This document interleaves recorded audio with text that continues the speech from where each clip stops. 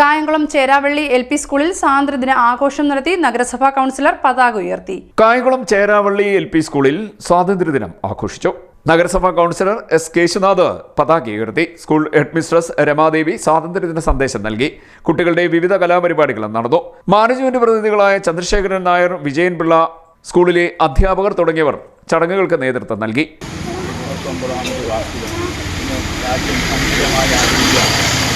രാജ്യത്തിൻ്റെ ജനാധിപത്യവും മതേതരത്വവും പരമാധികാരവും സംരക്ഷിക്കപ്പെടാൻ ഈ 79 സംവത്സരങ്ങൾ പിന്നിടുമ്പോൾ സംരക്ഷിക്കപ്പെടാൻ ഓരോ പൗരനും ബാധ്യസ്ഥനാണ്.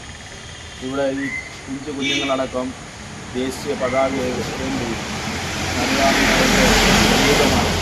നമ്മുടെ മതേതരത്വത്തിൻ്റെ പ്രതീകങ്ങളായാണ് നമ്മളിവിടെ നിലയുറപ്പിച്ചിരിക്കുന്നത്. ഇപ്പം നമ്മുടെ മതേതരത്വം ഏറ്റവും വലിയ വെല്ലുവിളികളെ നേരിടുന്ന ഒരു കാലഘട്ടത്തിലൂടെയാണ് കടന്നു പോകുന്നത്.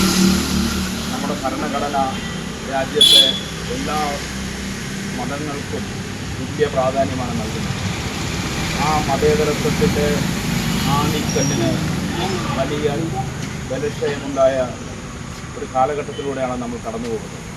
जनगणमन अधिनायक जय हे भारत भाग्य विधाता पंजाब सिंध गुजरात मराठा द्राविड उत्कल गंगा विंध्य हिमाचल यमुना गंगा उच्चल जलधि तरंगा तव शुभ नामे जागे तव शुभ आशीष मांगे गाहे तव जय गाथा जनगण मंगलदायक जय हे भारत भाग्य विधाता जय हे जय हे जय हे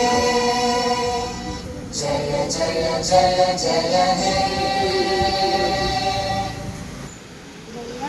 ഏതൊരു ഇന്ത്യക്കാരനും ഇന്ന് തല ഉയർത്തി നിൽക്കുന്ന ഒരു ദിവസമാണ്, അഭിമാനത്തോടുകൂടി. എന്തുകൊണ്ടാണെന്നറിയാമല്ലോ? എന്താണ്?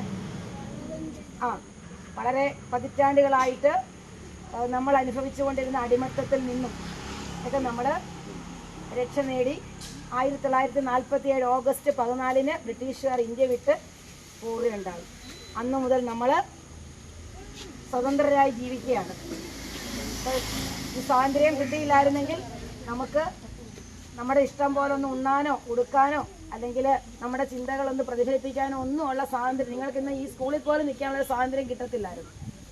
അപ്പോൾ അതെല്ലാം നമുക്ക് നേടിത്തന്നത് വളരെ അധികം പോരാട്ടങ്ങളുടെയും അതുപോലെ ധീരദേശാഭിമാനികളുടെ രക്തത്തിൻ്റെയും വിയർപ്പിൻ്റെയൊക്കെ ഫലമായിട്ടാണ് നമ്മളിന്ന് അനുഭവിക്കുന്ന സ്വാതന്ത്ര്യം. അപ്പോൾ നമ്മളിന്ന് ഈ അവസരത്തിൽ അവർ അനുഭവിച്ച ത്യാഗങ്ങൾക്കും അവർ നമുക്ക് വേണ്ടി ചെയ്തു കൂട്ടിത്തന്ന മഹത്തരമായ കാര്യങ്ങൾക്കും ഒരു നിമിഷം നമുക്ക് ഓർമ്മിച്ചുകൊണ്ട് നമുക്ക് ഈ സ്വാതന്ത്ര്യ ദിനം ആചരിക്കാം.